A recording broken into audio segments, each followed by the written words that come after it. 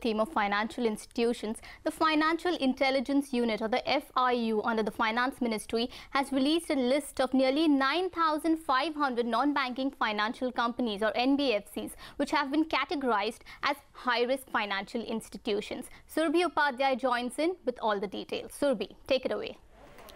FIU's list of 9,500 odd entities really does throw up some interesting names. I'll start with some of the listed companies first.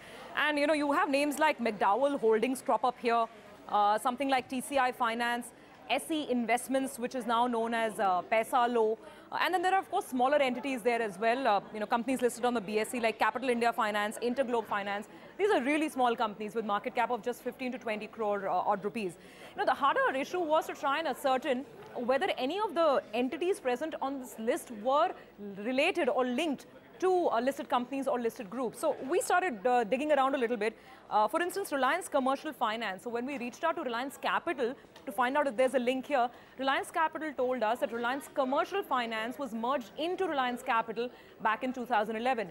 Again, one entity known as DLF Finvest. So when we reached out to DLF did confirm that this is a subsidiary. However, DLF calls this a dormant subsidiary of the company, which does not take any loans from the public or from banks. It's not lending to any third party. That was DLF's clarification.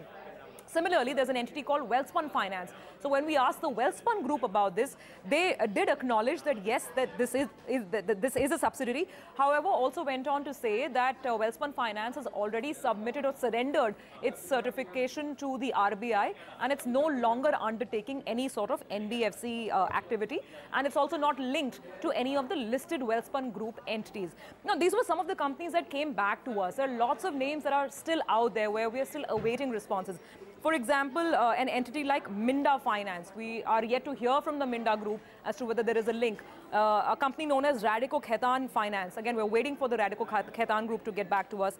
Magna Consumer, GMR Enterprises, Centrum Financial Services, ASK Financial Holdings. So there are lots of names out there. What's interesting is that the FIU obviously has only put out a list. It's a red flag of sorts.